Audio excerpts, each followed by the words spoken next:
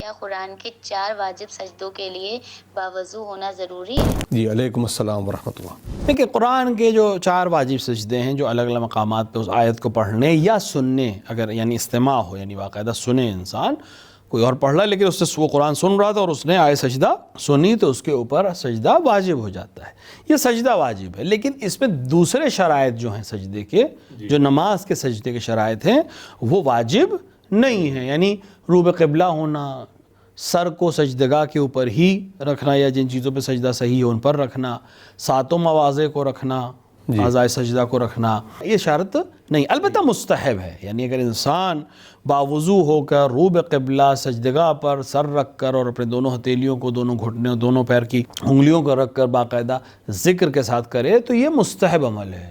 وہ الا صرف سر کو سجدے میں رکھ دینا، ولو وہ قبلے کی طرف نہ ہو، ولو وہ کسی سجدگاہ کے اوپر نہ ہو اور ولو باوضو نہ ہو، تب بھی احکام حکم جو ہے واجب سجدے کا وہ ادا ہو جائے گا۔ البتہ مستحب ہے کہ انسان باوضو روب قبلہ کسی ایسی چیز پہ سر رکھے جس پہ سر رکھنا صحیح ہے۔